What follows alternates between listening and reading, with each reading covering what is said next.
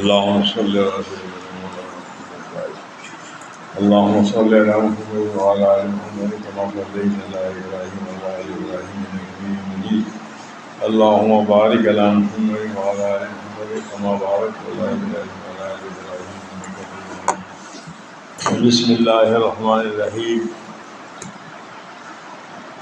وبالسند المتصل منا إلى الإمام الهمام المقدم المفخم المكرم المعظم الحافظ الحجة أمير المؤمنين في الحديث أبي عبد الله محمد بن إسماعيل بن إبراهيم بن المغيرة بن بلدزة الجوفي البخاري رحمه الله تعالى عليه ونفعنا بعلومه قال حدثنا عبد الله بن يوسف قال أخبرنا مالك عن هشام بن عروة عن أبيه عن عائشة الصديقة رضي الله تعالى عنه أن الحارث بن هشام سأل رسول الله صلى الله عليه وسلم كيف يأتيك الوحي فقال رسول الله صلى الله عليه وسلم أحيانا يأتيني مثل سلسلة الجلس وهو أشده عليها وقد وعيت عنه.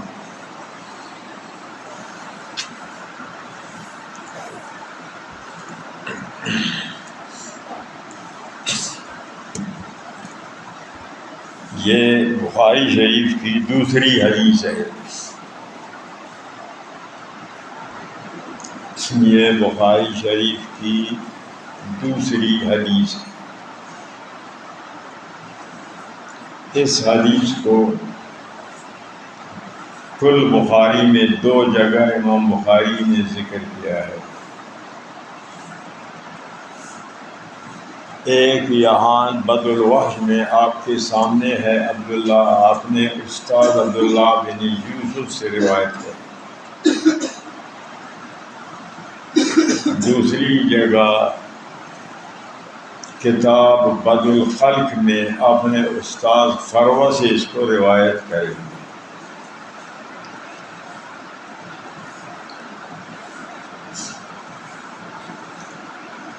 تو کل بخاری شریف میں یہ حدیث 2 جگہ آئے گی. بیان یہاں اس پر ہوگا، آگے پھر بیان نہیں ہوگا.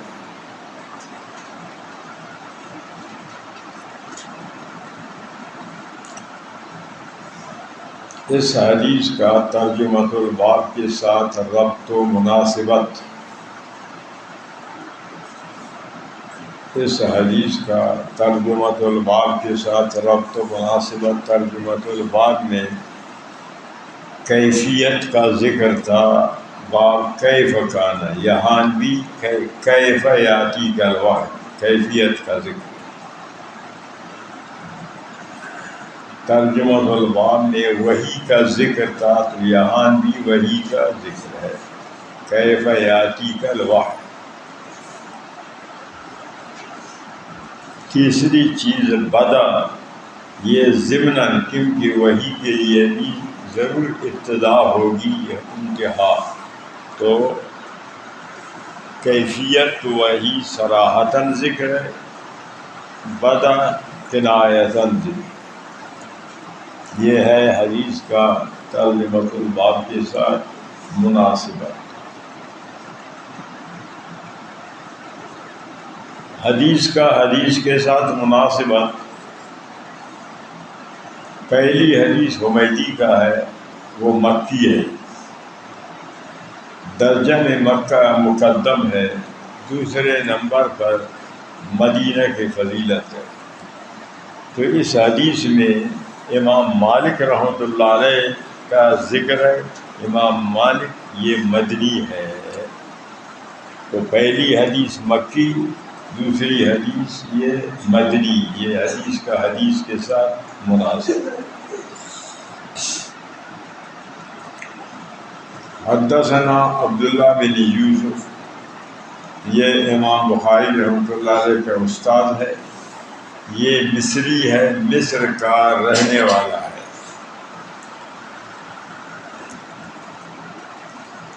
دو 2018 میں یہ مصر میں وفات کیا. 2017 میں امام بخاری رحمۃ اللہ علیہ وفات سے 1 سال پہلے مصر میں اس سے ملاقات کی اور اس سے حدیث صراحتاً آپ کی زبان سے سنی، یہ حدیث کی سماعت کی۔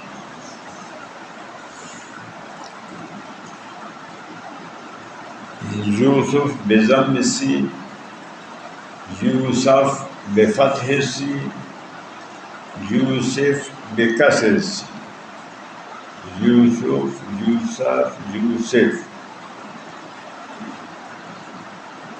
یہ عبرانی زبان ہے۔ اس کا معنی ہے حصیر جمی، یوسف کا معنی حصیر جمی۔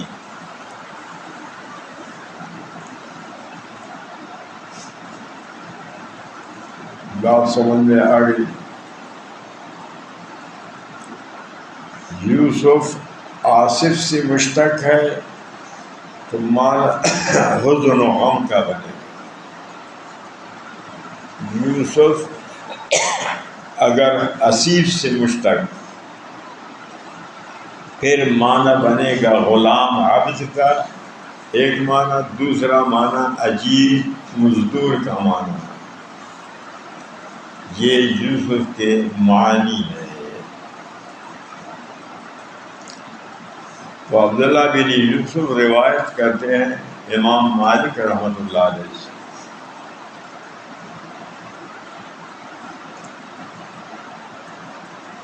امام مالک کا نام و نسب لقب، امام مالک کا لقب ہے امام دار الہجرت۔ دار الہجرت مدینہ کو کہتے ہیں کہ مدینہ کا آپ امام ہیں۔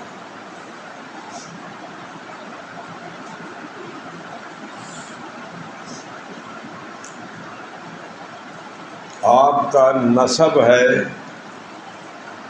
نام ہے عبد مالک، نسب ہے مالک بن انس بن مالک بن انس، انس مالک بن انس بن مالک بن انس۔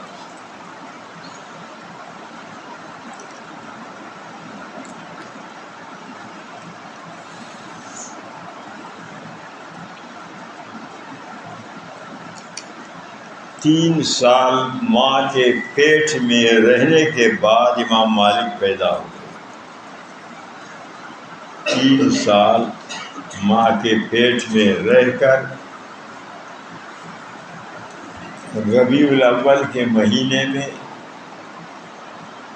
94 ہجری میں پیدا ہو گیا۔ 3 سال ماں کے پیٹ میں رہنے کے بعد ماہ ربیع الاول 94 ہجری میں پیدا ہو۔ 179 یعنی 80 سے 1 سال کم، 179 میں 14 ربیع الاول کو وفات کیا۔ 179 میں 14 ربیع الاول کو وفات کی۔ کل عمر ہے امام مالک کی 85 سال۔ امام مالک کی کل عمر 85 سال۔ آپ کا وفات مدینہ منورہ میں، آپ کا قبر مبارک جنت البقیع میں آج بھی نمایاں ہے، معلوم ہے۔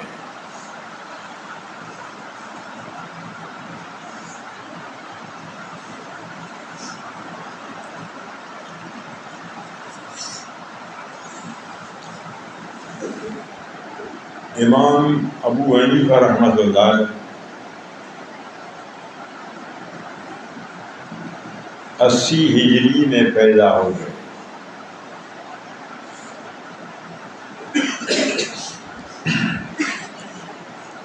80 ہجری میں پیدا ہو گئے۔ 150 ہجری میں وفات کیا۔ 150 ہجری میں وفات کیا، 14 رجب کو، 14 رجب 150 میں وفات کیا، کل عمر آپ کا 70 سال ہے۔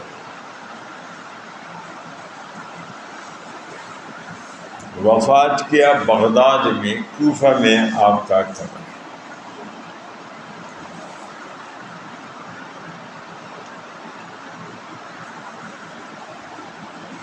امام شافعی رحمۃ اللہ علیہ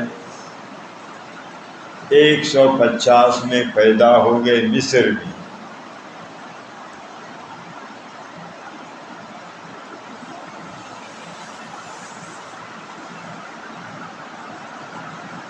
دو سو چار میں وفات کیا، مصر میں وفات کیا 204، اور کل عمر آپ کا ہے 54 سال، 54 سال۔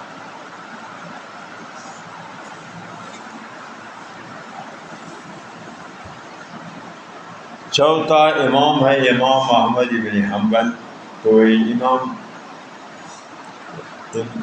چوتھا امام احمد بن حنبل، یہ امام شافعی کے شاگرد ہے۔ امام شافعی امام محمد کا شاگرد ہے، امام محمد امام ابو حنیفہ کی شاگرد۔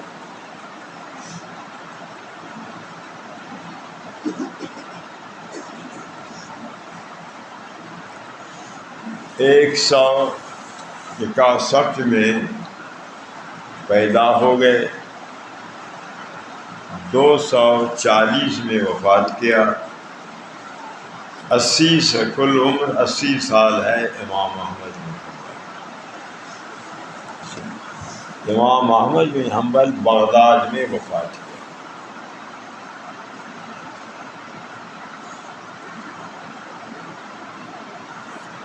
تو امام ابو حنیفہ رحمۃ اللہ علیہ کو امام اعظم اسی لیے کہتے ہیں کہ وہ سب واسطہ بالواسطہ تمام ائمہ کا استاد ہے۔ فیض الباری میں لکھا ہے کہ امام مالک یہ شاگرد ہے ربیعۃ الرائی کا، ربیعۃ الرائی یہ شاگرد ہے امام ابو حنیفہ رحمۃ اللہ علیہ۔ ایک واسطہ سے امام مالک شاگرد، ایک واسطہ سے امام شافعی شاگرد، 2 واسطہ سے امام احمد بن حنبل شاگرد۔ تو اسی لیے آپ سب ائمہ کے استاد ہیں، سب ائمہ سے عمر میں درجہ میں آپ زیادہ ہیں۔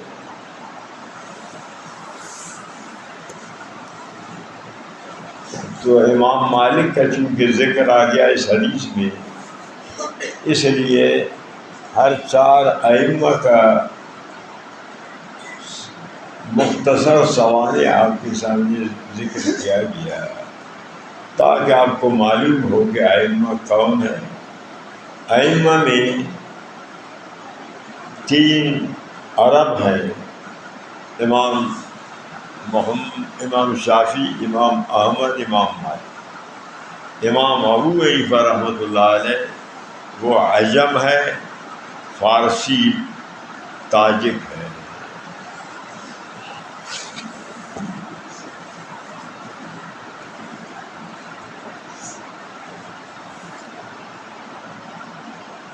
بات آ گئی یہاں سمجھ میں۔ قال اخبرنا مالک، ہشام بن عروہ، یہ عروہ حضرت عائشہ صدیقہ کا بانجا ہے، بہن کا بیٹا ہے۔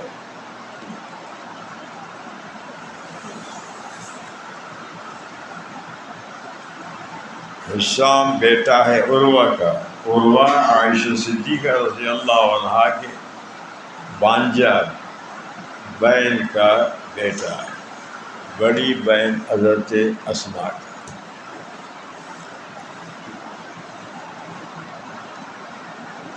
تو حضرت عروہ اپنی خالہ عائشہ صدیقہ سے روایت کرتے ہیں،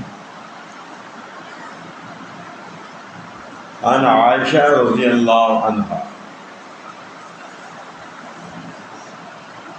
ان عائشہ رضی اللہ عنہ.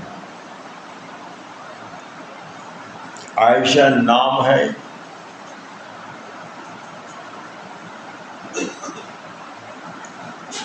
ام عبداللہ کنیت ہے.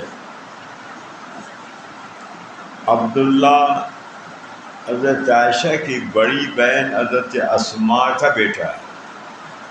خود حضرت عائشہ کو اولاد نہیں، تو یہ کنیت نبی علیہ السلام نے رکھا.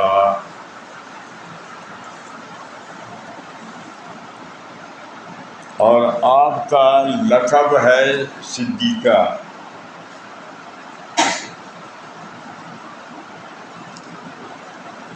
اور آپ کا لقب ہے ام المومنین.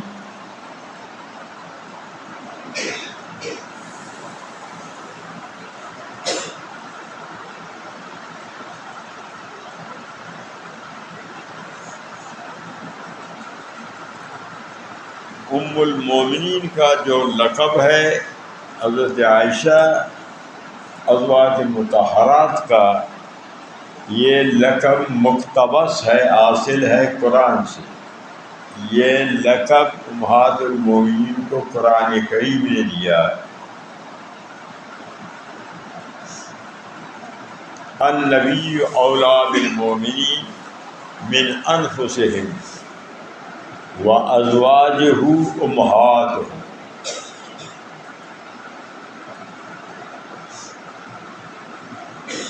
اور ایک شاذ روایت میں ہے وَهُوَ أَبٌ لَهُمْ. نبی علیہ ازواج مطہرات یہ مائیں ہیں امت کے، نبی علیہ السلام ان کا باپ ہے امت کا.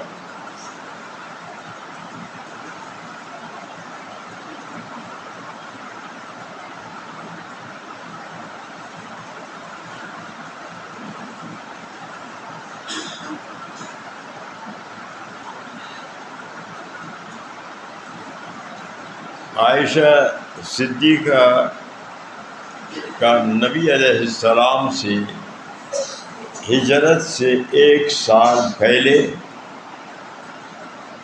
6 سال کی عمر میں شوال کے مہینے میں نکاح ہوا.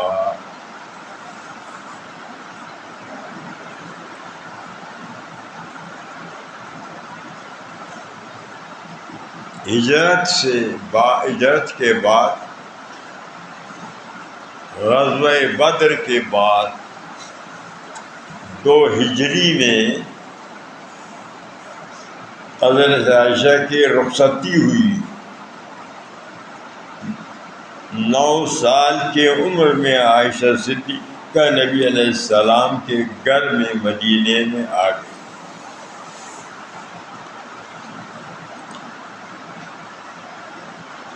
نو سال میں لڑکی بالغہ ہو جاتی ہے.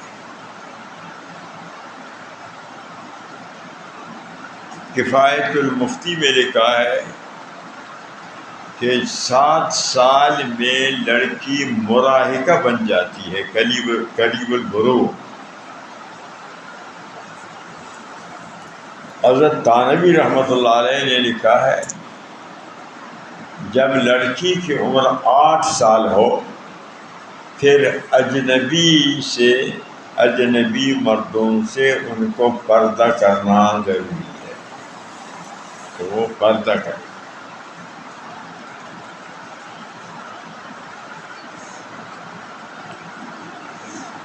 تو اس لیے یہ بنات وغیرہ کی جو مدارس ہے یہ ناجائز ہے کہ لڑکیوں کے 10 سال عمر میں تو وہ اس کو داخلہ دے.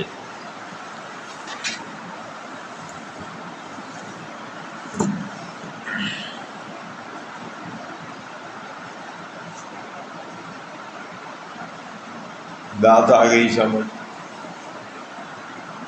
اب یہاں ایک سوال وارد ہوگا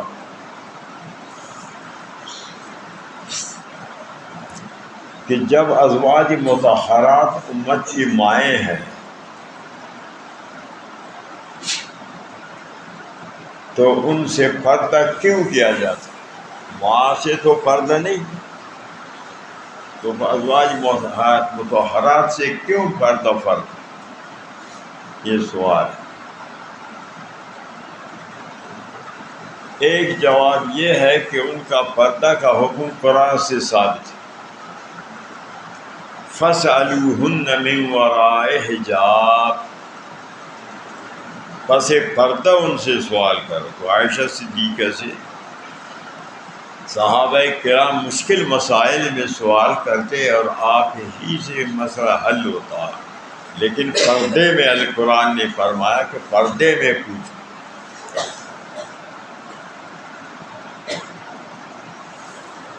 اور دوسرا جواب، ایک حرمت ہے نسباً، سحراً، رضاعاً، دوسری حرمت ہے احتراماً۔ ازواج مطہرات کا جو حرمت ہے وہ احترام عزت کی وجہ سے ہے۔ تو اس جو حرمت نسب کے وجہ سے، سحر کی وجہ سے، سانگا بندی کی وجہ سے، رضا کی وجہ سے، اس سے پردہ نہیں ہوتا، وہ حرمت ابدی ہے، پردہ اس سے نسب سے ہو، رضا سے ہو۔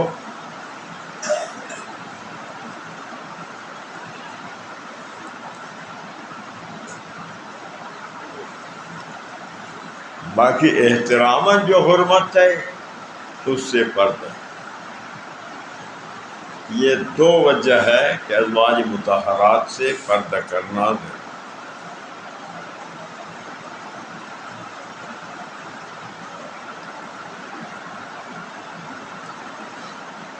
اور ازواج مطہرات کی سے نکاح بھی حرام ہے امت کے لیے، یہ بھی قرآن سے ثابت ہے، وَلَا تَنْكِحُوا أَزْوَاجَهُ مِن بَعْدِهِ أَبَدًا۔ یہ حرمت نکاح کا بھی ازواج مطہرات کا قرآن سے ثابت ہے۔ سمجھ رہے ہو یار؟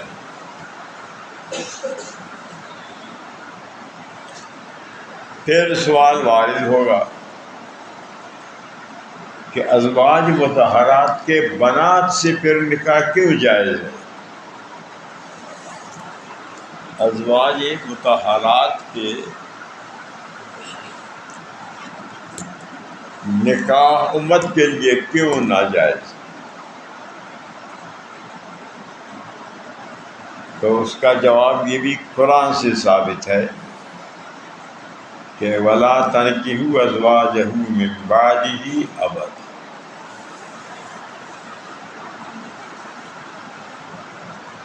بات سمجھ میں آئی؟ تو حضرت عائشہ صدیقہ کے لقب ام المومنین، ازواج مطہرات کے لقب امہات المومنین۔ بات یہاں تک آ گئی سمجھ میں؟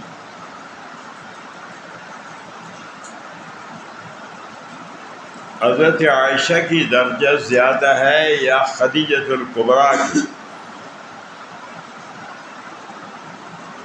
اس میں علماء کا اختلاف۔ بعض علماء فرماتے ہیں کہ حضرت عائشہ کی درجہ زیادہ ہے، قاضی عیاض فرماتے ہیں کہ حضرت خدیجۃ الکبریٰ کی درجہ زیادہ ہے، اور اسی طرح حضرت عائشہ اور حضرت فاطمہ کے درجہ میں اختلاف ہے کہ بعض حضرات فرماتے ہیں حضرت فاطمہ کا درجہ زیادہ ہے، بعض حضرت عائشہ کا۔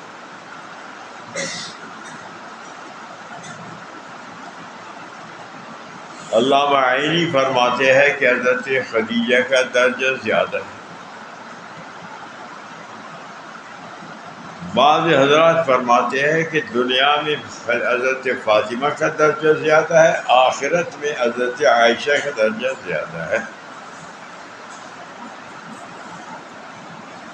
بات آ رہی ہے سمجھ میں یا نہیں؟ بات کو اچھی طرح سمجھ۔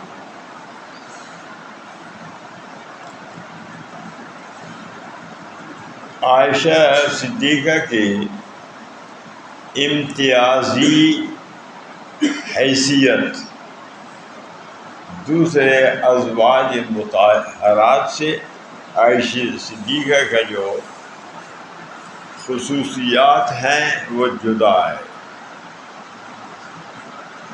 مثلا نبی علیہ والسلام کی زوجہ ہونے کے علاوہ اس میں تو سارے ازواج مطہرات داخل ہیں، تو خلیفہ اول صدیق اکبر کی بیٹی ہے، یہ آپ کی خاصیت۔ نمبر 2، بیماری کے دن ازواج مطہرات کے اجازت سے نبی علیہ السلام عائشہ صدیقہ کے گھر میں گزارا۔ نمبر 3، حضرت عائشہ کے نوبت میں وفات کیا۔ نمبر 4، حضرت عائشہ کے گھر میں وفات کیا۔ نمبر 5، حضرت عائشہ کے گھر میں نبی علیہ السلام کا روضہ مبارک۔ نمبر 6، نبی علیہ السلام حضرت عائشہ کے سینے پر ٹیک دیے ہوئے آپ کا روح پرواز کیا۔ نمبر 7، دفن بھی حضرت عائشہ صدیقہ کے گھر میں۔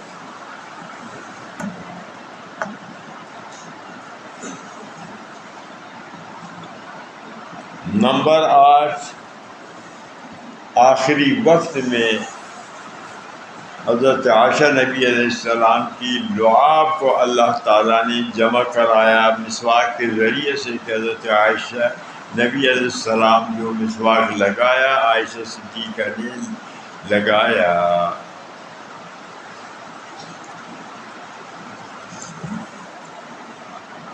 اور حضرت عائشہ کی برات آسمان سے قرآن کریم میں اللہ نے ذکر کیا۔ نبی علیہ السلام پر وحی بھی اور ازواج مطہرات کے گھر میں نہیں آتی تھی، عائشہ صدیقہ کے گھر میں، اور عائشہ صدیقہ کے بغیر اور ازواج مطہرات میں کوئی باقرہ نہیں، سارے سیبات۔ یہ حضرت عائشہ کی خصوصیات ہیں کہ دوسروں میں یہ خاصیتیں نہیں پائی جاتی حضرت عائشہ صدیقہ میں۔ بات بھئی آ گئی سمجھ میں یا نہیں؟ بات کو سمجھو اچھی طرح۔ اور عائشہ صدیقہ مکثرین حدیث میں سے ہے۔ عائشہ صدیقہ مکثرین حدیث، مکثرین حدیث کا معنی کہ وہ صحابیات جن کی سب سے حدیثیں زیادہ ہوں۔ تو ابو بکر ہریرہ رضی اللہ تعالیٰ عنہ کا سب سے زیادہ 1، حضرت ابن عباس 2، ابن عمر رضی اللہ عنہما 3، حضرت جابر 4، حضرت انس 5، عائشہ صدیقہ 6۔ 5 صحابی 1 صحابیہ۔ بہت سمجھ لیں۔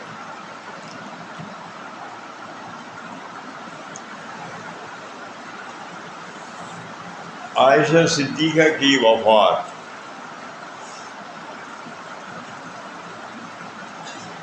سنہ ہجری 57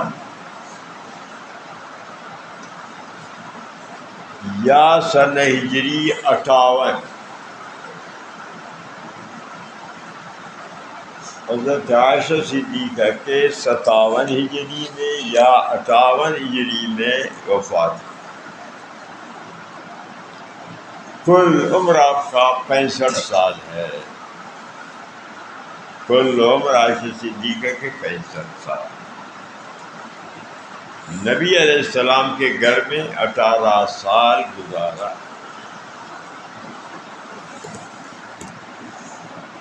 سمجھا گئی؟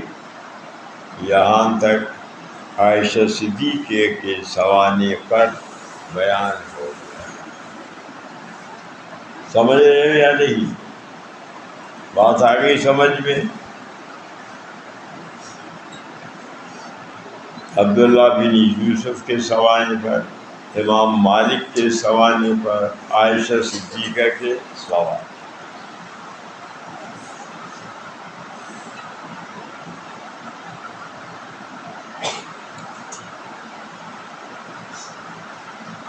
ان الحارث بن ہشام، بس ساتھ اتنا یہ یاد کرو، عائشہ صدیقہ کے سوانح کو یاد کرو۔